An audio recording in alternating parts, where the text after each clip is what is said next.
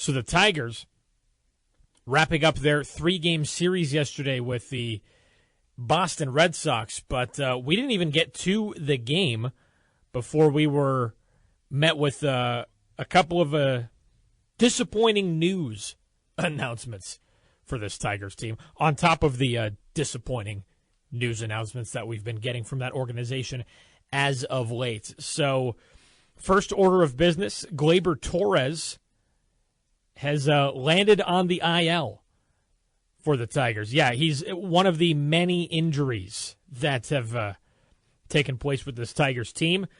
Left oblique strain is what they're saying. He was thrown out at home during the team's win against Texas on Saturday, and that's when he got injured. They retroactively put that in place on Monday, apparently. So, Geyber Torres on the IL.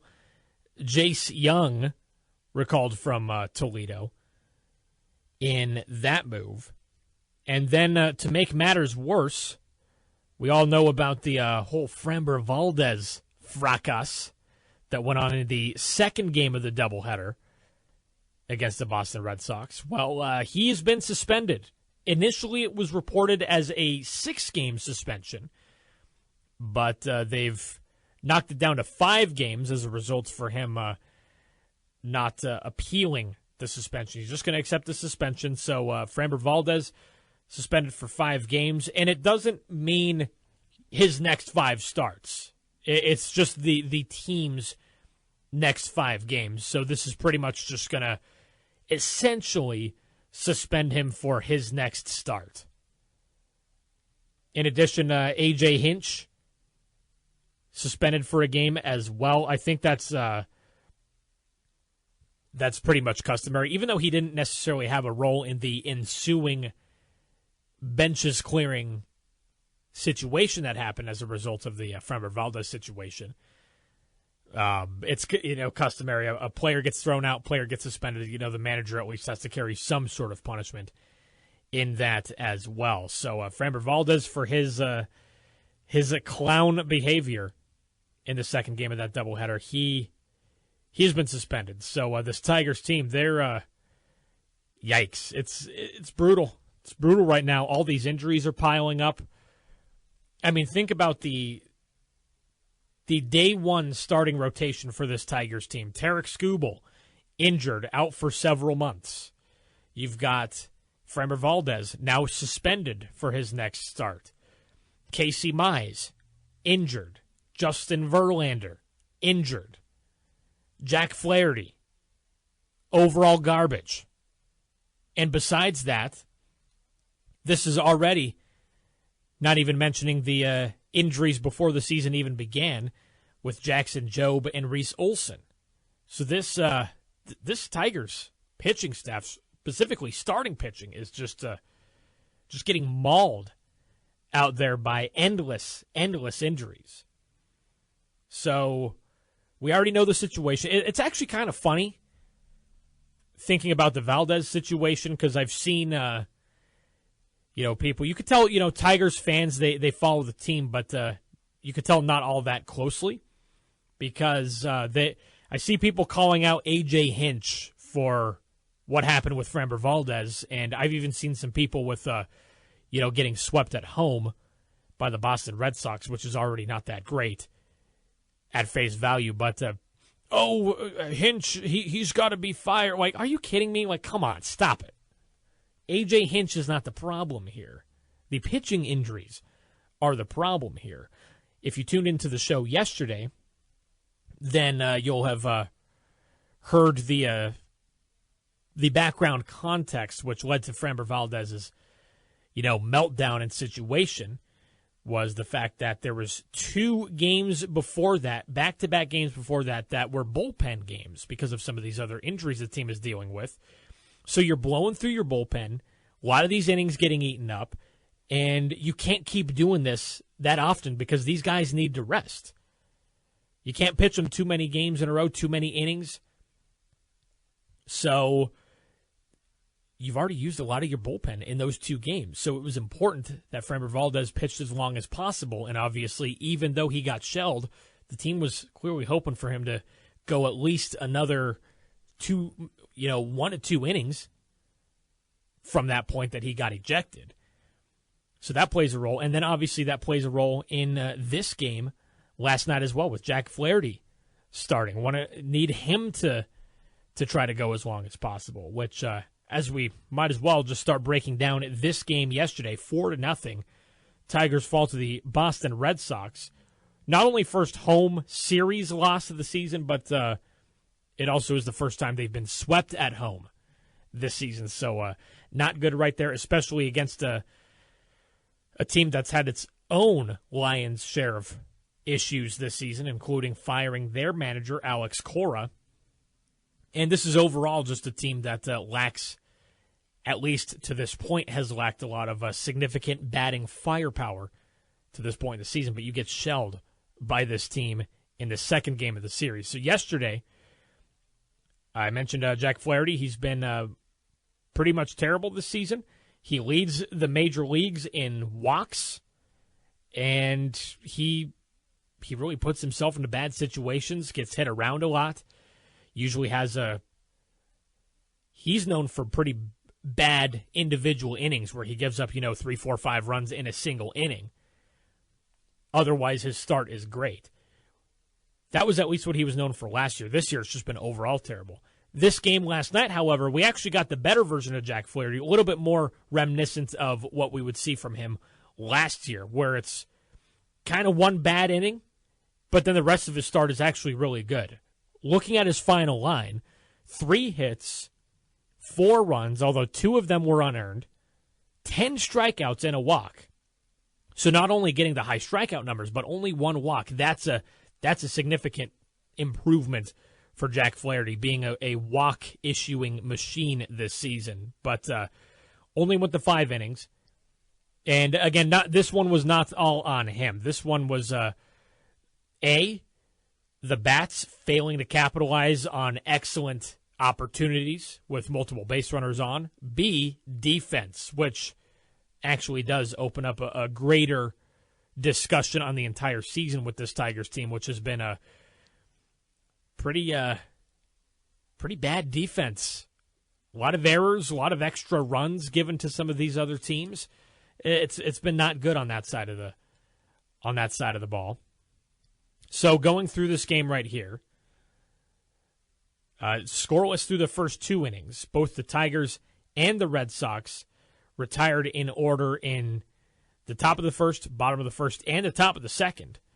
The Tigers do have an opportunity in the second inning. You get a Riley Green leadoff double. Dylan Dingler popped out, and then Kerry Carpenter struck out. So with 2 outs, you then get back-to-back walks, bases loaded, and then Jace Young lines out to Wilyer Abreu. Now, granted, this was a tremendous defensive play by Wilyer Abreu. He had to really dive, took a tumble, but just barely got there in time. That one was an inch away from getting past him, rolling into the outfield. You have a rolling, tumbling Wilyer Abreu. Then you got to have the center fielder come over to try to field that one back in. You're probably having a bases clearing double right there if that one gets past Abreu. But tremendous diving play, and instead the Tigers have bases loaded, retired, and they have still no runs on the board at that point. Meanwhile, the top of the third, that's when the Red Sox finally get going. Marcelo Meyer with a single, and then Narvaez hit by a pitch, so, not good right there by Flaherty. So already there, you got 2 runners on with no outs. Caleb Durbin with a 1-run double, and then after a ground out and a sacrifice fly, it's 2-0 for Boston. So not the worst inning we've seen from Jack Flaherty, all things considered. 2-0. Tigers are still in striking distance very early. Bottom of the third, you have 3 singles in a row for the Tigers, although Matt Vierling, with 1 out, with the single, tried to stretch it into a double. A little bit of an ill environment. I know, get it. I get it. Some guys prefer to slide into bases head first, and some guys prefer to slide into bases feet first. Matt Vierling decided to slide into base feet first, but his foot was like way in the air, and that provided Mayer a lot more leverage to tag Matt Vierling out at second base. So Matt Vierling, aggressive on the bases. He ends up getting burned. So bases empty, 2 outs. Colt Keith and Riley Green back-to-back singles, getting some more traffic on the bases, but then Dingler fly out. That stops another potential big inning for the Tigers, so still 2-0. And then this is another bad inning for the Tigers defensively. 1 out single and then a walk. You got 2 runners on, and then a strikeout, so 2 runners on, 2 outs. Narvaez reaching on an error. Oof, brutal. Just not good. Colt Keith getting into position, just slid under him. Inexcusable. And that's the textbook definition of a error, is when it's a routine play that you screw up on. And that was, by all means, a routine play. So with that error, 2-run score. So not on Jack Flaherty. This is on the defense right there. So just like that, it's 4-0 Red Sox. But that's it. That would be the final score. Both teams are largely retired in order the next several innings. Was a little bit of a jam in the 7th inning with the Red Sox, Drew Anderson, and then Brant Herter in that 7th inning. You got a leadoff walk and then a steal with an out. You got another walk and a steal, and then a third walk. So bases loaded, and then you get a strikeout with Brant Herter coming in, and then a ground out. So getting out of that jam. So the Red Sox had an opportunity to blow this game wide open, really add to their 4-0 lead, but good job there for Herter shutting that one down. Meanwhile, the Tigers, they still had a couple opportunities the rest of the game. Bottom of the 7th, you had a 1-out walk that the Tigers couldn't do anything with. And then in the 8th inning as well, with 1 out, back-to-back walks. You had back-to-back strikeouts, including with Riley Green, looking like the Riley Green strikeout machine of last season, reaching out of the zone and striking out. So brutal right there. And the Tigers retired in order in the bottom of the 9th, and that's the ball game. So, again, this is one of the most frustrating things about this Tigers team is inability to capitalize when you actually get a good game out of Jack Flaherty. I know I'm not the only one. When you see Jack Flaherty's name as the starting pitcher for the Tigers for any given game, you already have that gut feeling like, all right, we'll take this loss, move on to the next one. You just kind of already assume that it's going to be a losing effort. And yes, the Tigers did lose this game, but this was actually not on Jack Flaherty. This was, as a matter of fact, his best start of the season, at least best start in several weeks. So just not able to capitalize in those situations. You, of course, get a rare hitless, on-baseless game for Kevin McGonigal, who's been a machine this season. But, only 4 hits. Not really going to get the job done, especially when you have the opportunities like you did, a couple bases-loaded opportunities and, getting multiple base runners on with less than 2 outs. So, tough day defensively, tough day at the plate for the Tigers. And the Tigers get swept overall. They're now 2 games below 500. And they got a big series coming up this weekend. They have tonight off. They start a 3-game series tomorrow on the road against the Kansas City Royals in a very close, very bad, might I add, American League Central Division. So the Guardians are in first place now, right at 500, 19-19. You got the Tigers at 18-20, and then the White Sox and Royals both half a game back from that, 17-20, and then the Twins are in last place at 16-21. So the entire division is within 2.5 games, which even though this is probably the worst division in baseball, the American League West is in that discussion as well, but it's the closest division in baseball. So a lot can happen, especially when you have these inter-division series, which is what we're going to be getting this weekend. Tigers and Royals, only within half a game of each other.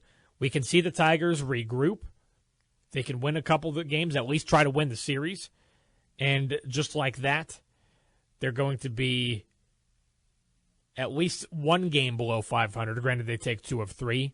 If they sweep the series, they'll be above 500 again, which will be a good case scenario right there for the Tigers. But we got Geyber Montero due up in the game tomorrow, and then we'll see what happens with Saturday and Sunday.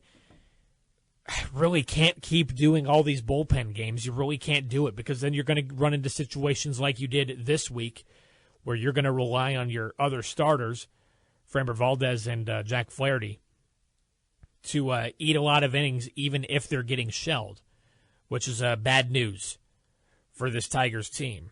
So we'll see what happens this weekend. Maybe they do another call-up, try to get a guy who can actually start. I mentioned, hey, Ty Madden, he is called up on the team. He did pitch 5 innings in the middle of the game on Sunday or Monday. It was one of those 2 games. But anyways, maybe he could be a guy that can actually be more trusted upon to be a starter for this team in the immediate future, given this pitching situation. But, yeah, really interesting stuff the next couple of games, at least for the next 2 weeks for this Tigers team with all these injuries. We're going to be getting a pitching chaos cranked up to 11 here from A.J. Hinch. So Tigers and Royals, again, that series will kick off tomorrow on the road in Kansas City. If you missed today's installment of On the Docket, podcast it at foxsports1019.com or wherever you get your podcasts. Be sure to tune in live weekdays at noon on Jackson's Fox Sports 101.9 FM.